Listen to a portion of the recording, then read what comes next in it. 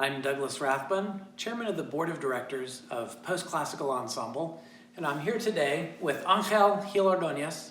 Welcome. Welcome, thank you. And we are going to chat over cocktails about Ángel's mentor, legendary conductor Sergiu Celibidache. Today's cocktail is the Four Seasons Gathering. It was invented by Thanos Prunarus of the Athens, Greece bar Baba Al Rum. I chose this cocktail because its base is the Greek spirit Mastiha, a reference to Celibidache's Greek roots, but it's infused with lavender, which is a reference to Celibidache's home country of Romania, because Romania is now a principal producer of lavender. So let's mix the cocktails.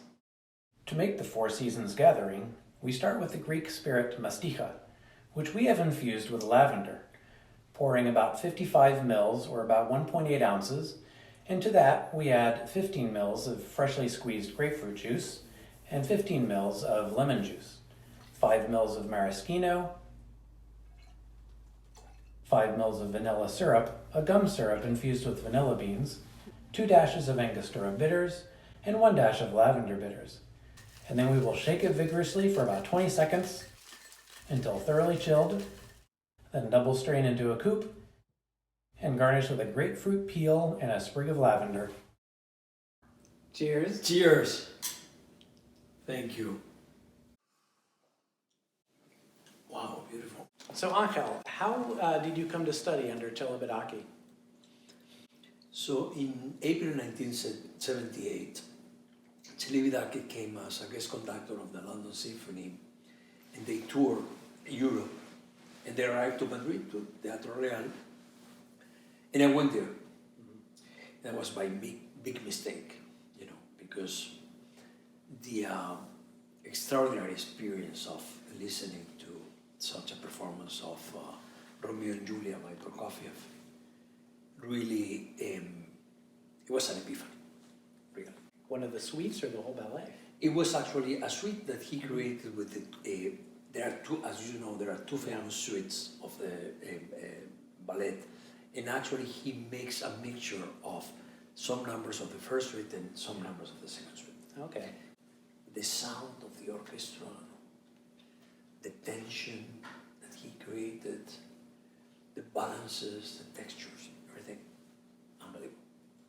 So that was my conversion to conducting, so to say, and of course that led me years later to go to Munich and study with him when he was the music director of the Munich Philharmonic.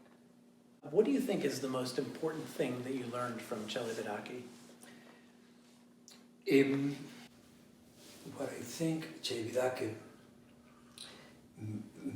made completely different from other conductors about his approach to the orchestral sound and the music in general was the influence that had in him Wilhelm Furtwängler, with whom he shared the directorship of the Berlin Philharmonic after the Second World War. And at some point, Celibidache always would tell us this beautiful encounter with one of the many encounters with Furtwängler, in which he was working on a specific piece of music, and he asked Furtwängler, Dr. Furtwängler, how this goes? How is the tempo here? And then Furtwängler's response is, it depends on how it sounds. So in that sentence, this completely contains Celibidache's philosophy, which is tempo and sound is determined by how it sounds in this specific moment, with this orchestra, with this acoustics, in the concerts, with this audience. So probably the best learning from him is how to react spontaneously towards sound. That's, in my opinion, probably the most important learning from him. To listen to the orchestra, To feel the audience.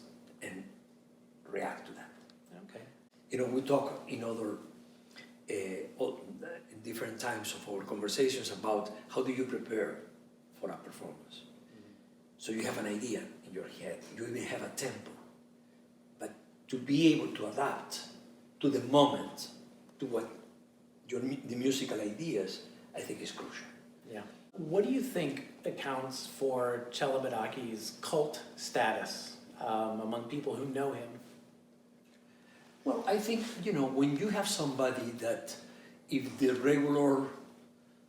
traditional musical world is here, and you are over there in a completely different galaxy, Yeah. he was an extremist, clearly, in every sense. So then this kind of personalities create some cult around him.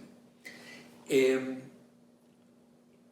was good and it was bad, because extremisms, I don't believe in extremisms, but yeah, he was extreme in every sense. And there were some things that he did just very differently from anybody else. Yeah. You know, we talk in another occasion about the sound of the orchestra, how do you create different textures, transparency.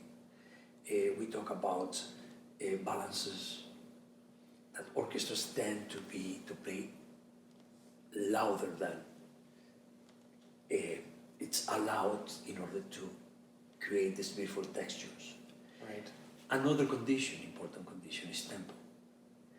Orchestras usually play faster than might be the right thing to do in order to achieve the tension. Right.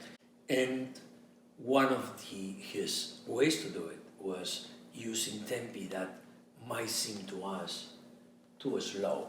Right. If you were in that performance at the moment, you wouldn't have that impression. But the recording is unable to capture that. And this is the other extreme in Celibidache, that he refused to do recordings because he understood that the recording is never able to convey the tension of the moment. Yeah, when he takes things very differently, he finds things that you don't normally hear. Why? Because the tempo is slower. Right. Yeah. And then the relationship between the specific tensions, instrumentals, melodic, harmonics come to light. That was Celibidache's special. What could be a trill in the viola that nobody has ever heard before, all of a sudden comes to the front. The tempo is a little slower. And then the relationship between that trill and the second violence, Yeah.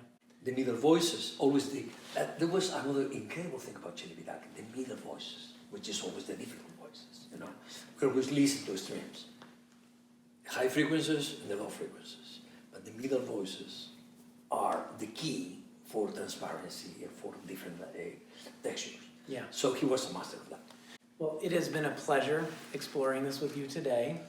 Thank you, And Doc. thank you for joining us. And please follow PCE on social media, sign up for our mailing list, and we appreciate your support. And we hope to see you, Ángel and I, at concerts very soon.